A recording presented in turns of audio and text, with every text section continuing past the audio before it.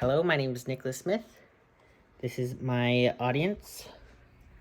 Let's do this. Okay. American Indian boarding schools. Forcibly taken, strips of one culture and identity, abused physically and sexually. This is the reality of American Indians across North America. American Indian boarding schools have greatly impacted American Indians and how they deal with intergenerational trauma and how they are actively seeking to reverse its effects. From firsthand experience, I know how boarding schools have impacted me, my family, and my ancestors.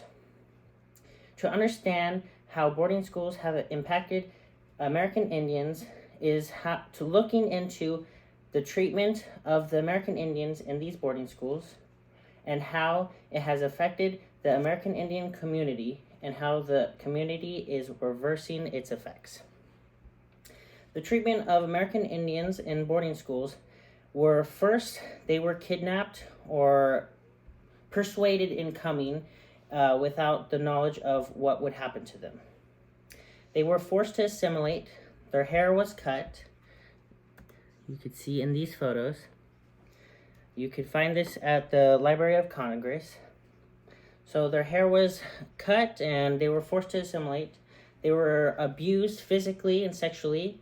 Some such abuse was they were whipped, and many other disturbing things would happen to them because if they spoke their native language, if they didn't do what the nuns or whatever authority figure in the boarding schools, they would get beaten. And some of these beatings were so bad that these children would be murdered. And bodies today are still being found at these boarding schools. Looking at the importance of and analyzing the experiences of American Indians during the time of boarding schools, we have to look at how it has affected the community today. Experiences of boarding school survivors have gone down through intergenerational trauma to their descendants. This trauma takes many forms. Some such forms was the lack of traditions and language spoken to the children of these survivors. This was due to the impact that this has on their psyche and how they couldn't bring themselves to teach their children their culture and language. Also, from experience, I know that my grandfather was not taught his language because his grandmother or his mother told him that this is the white man's world. This is no place to speak Indian. Furthermore, this intergenerational trauma caused poverty and having the community to rely off of commodities, and off of these commodities, the American Indian women were sterilized all over North America.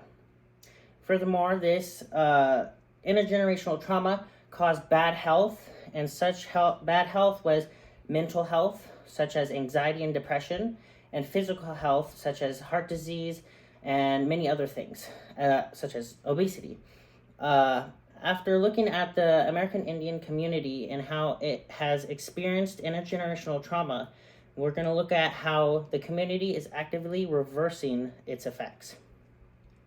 Healing from intergenerational trauma is a big factor today, as many tribal governments and communities are seeking to reverse how the effects of intergenerational trauma. Such ways that they are doing it is through revitalization. Revitalization through language classes and cultural days, and to show traditions of stuff like that. Furthermore, they would have gatherings such as powwows and dances, singing, and many other cultural events. Experiences of American Indians at boarding schools have significantly affected how survivors of the descendants of survivors deal with intergenerational trauma and how they are actively reversing their effects. All in all, American Indians schools have greatly impacted American Indians and how they deal with intergenerational trauma and how they are fighting to create a better world for their descendants, and one world that is rich in language, culture, and love for one another. Thank you so much for watching.